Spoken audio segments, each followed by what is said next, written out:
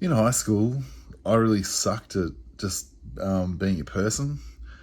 I never knew what to say. I never knew how to sort of fit in.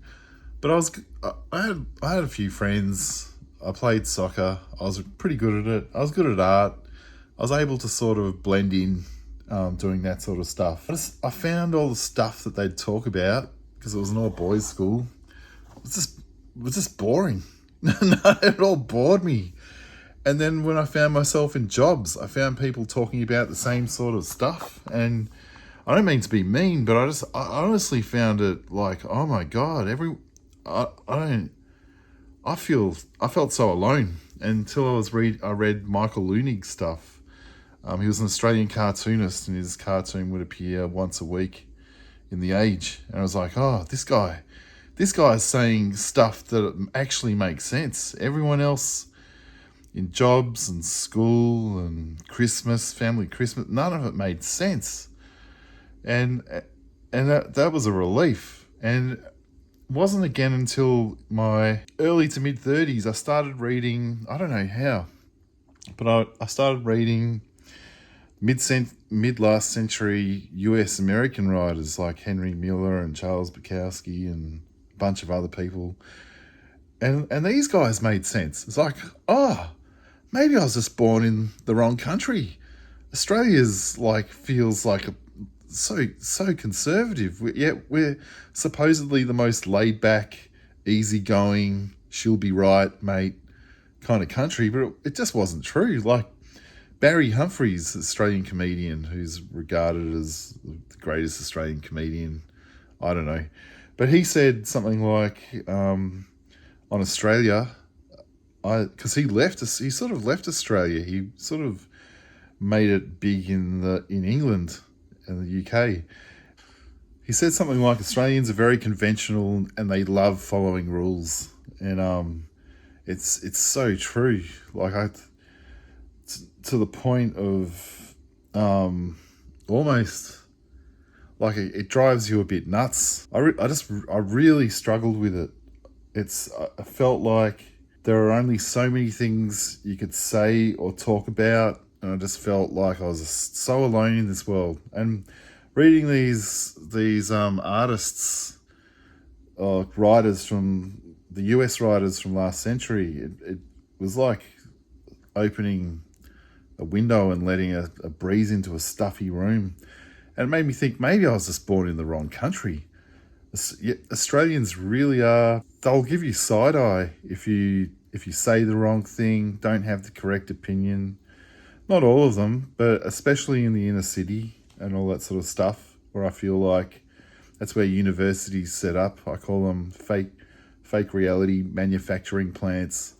Yeah, recently I've actually decided just to call all of reality, since reality is split into so many versions of reality now, since the internet has created all these separate subgroups and stuff. I'll just call everything beyond my front door reality land. Like I always wondered why someone like Barry Humphries would shit on Australia, and he'd say, oh, Australia's beautiful, just don't judge it by the Australians. Or he said something like that. And I always wondered why Australian artists would leave Australia. I thought they were really pretentious. I thought, what idiots to leave Australia.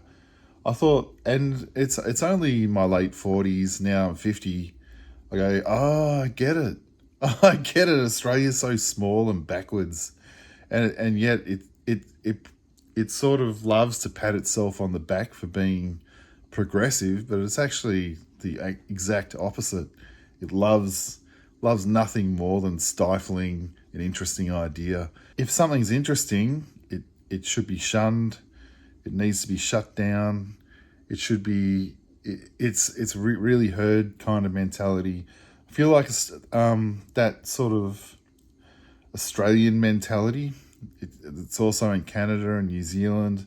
It's spread across the world. It's like we were doing it for so long that eventually it's just now everywhere. And so it's not easy to, I guess, be and have interesting thoughts these days, unless they make you laugh, unless they're awarded by the correct committee. It's a strange one. But anyway, back to what I was saying about, yeah, I always felt like I had these strange thoughts, and that seemed like they were only interesting to me, and that's fine. Maybe a lot of my thoughts were kind of stupid or just not well thought out, and I was a bit young. But I'm so glad that I stuck with them until now. Like I played soccer with a group of old school friends who I hadn't seen in years, decades, and immediately, this was about a year ago. Immediately, I flicked back into when I was 16, and all of a sudden I felt, oh no, this is what it feels like to be the odd one out again after years of writing my strangeness. What I did, yeah, it was a weird feeling because I haven't been in jobs. I haven't for about 5 years since doing writing full time. So I've had the luxury of going deeply into whatever strange thoughts I've had and completely indulging them, and that's been, I forget how lucky I am for that. But yeah, that's what I love about writing. Because I had a conversation with a friend tonight, and she was talking about in her suburb how it's a very close knit community, and she feels like the odd one out. And I haven't felt like that, for about 5 years since my last kind of job that I had to do after working jobs for 30 years. And it reminded me how, I'm so lucky that I get to, my job is actually to explore my weirdness, and any old stupid idea is now potentially a page in a book, where any old stupid idea years ago was completely worthless to the world. Now it's not. That spins me out. I had all these thoughts from a long time ago that have made it into my work. At the time, they were absolutely worthless to the world, but now they're worth something. And I kind of feel like that's the small miracle of social media and all this sort of stuff. And maybe sometimes I feel like I'm hiding my weirdness behind the ruse of being a writer or an artist or whatever. And maybe that's there's some truth in that.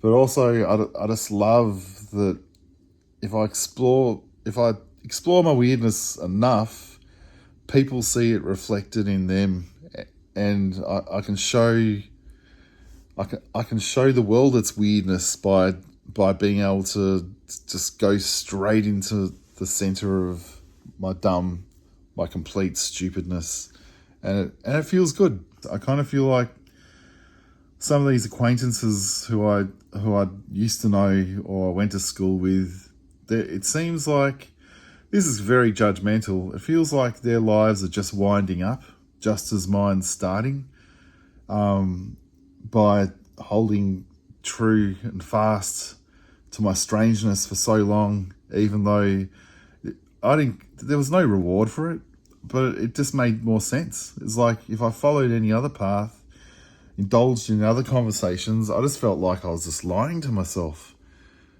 I don't know, that's kind of, there's an confident arrogance maybe in that, but it was just true. I would have suffocated if I didn't indulge my own small little light of strangeness. I had to run with it for as long as I could. I'm now on the other. I guess I'm on the other side of it. You can never say you're on the other side of something because there's always something else. I hate those before and after pictures. Because there's always an after and an after the after picture. So it kind of feels stupid to even say that I'm on the other side of anything. Yeah, it's just talking to my friend tonight made me go, thank God I stuck with this writing thing for 30 years, even though it was going into the middle of nowhere and no one was reading it and nothing was happening with it. I stuck with it for so long until now I can just have a stupid idea in the shower and that what I would once have before work, and now it goes into a book. That's nuts.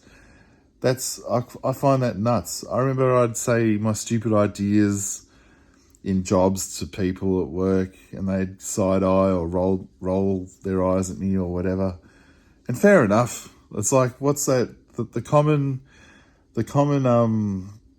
clap back, as it's called, the vernacular, is, "Sir, this is a Wendy's." If I post something a little bit faluting or strange or weird on the internet, I love the comments that say, "But sir, this is a Wendy's," as if to say, "Hey mate, come back down to earth. You've gone too far." But I copped that crap for 30 years.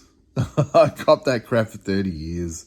But sir, this is a Wendy's, and I may as well have been working in a Wendy's for 30 years with all the jobs that I worked.